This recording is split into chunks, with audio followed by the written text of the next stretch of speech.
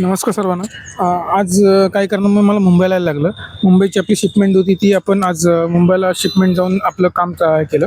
So दिवसभरात मी आज सकाळपासून बिझी होतो. सकाळी 7:30 पावणे 7ला मुंबईला आलो मी. मुंबईला 8 वाजल्यापासून ते आता 5:30 वाजेपर्यंत लिटरली तेच काम चालू होतं. एक सही करण्यासाठी फक्त मला मुंबईला यायला लागलं. सो बेसिकली काय सांगण्याचं तात्पर्य माहिती आहे का, की बिझनेसमध्ये तुम्हाला प्रत्येक गोष्टीमध्ये तुम्हाला लक्ष द्यायला लागतं. बारकीत बारकी गोष्ट असते आणि भारी म्हणजे आज एवढं भारी वाटलं ना. मुंबईला मी भरपूर आलो आहे. तर आज एवढं मी बघितलं ना, की प्रत्येकाच्या चेहऱ्यावर जे मुंबईकरच आहेत त्यांच्या प्रत्येकाच्या चेहऱ्यावर आहे ना, वेगळीच एक जोश असतो की मला काहीतरी वेगळं करायचं आहे. आणि त्यानंतर प्रत्येक आपल्या आपल्या लाईफमध्ये बिझी आहे. प्रत्येकजण असतोय.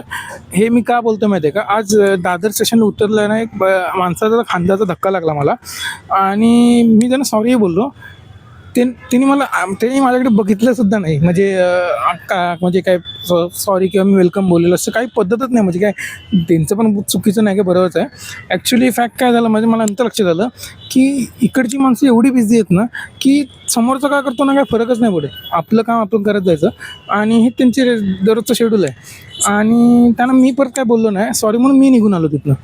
तेव्हा लक्षात आलं की ह्यांची स्वप्न काय एवढी वेगळी असतात आणि स्वप्न एवढी मोठी का बघतात. कारण हेच आहे, दुसऱ्याच्या लाईफमध्ये कधी त्यांनी काय म्हणतात ते, दुसऱ्याच्या लाईफमध्ये वळून नाही बघितलं. स्वतःची लाईफ कशी मोठी करतील, स्वतःला कसं मोठं हेच केलं आणि ते आपल्यालाच करायचं आहे. सो भारी होता आजचा दिवस. जय हिंद, जय महाराष्ट्र.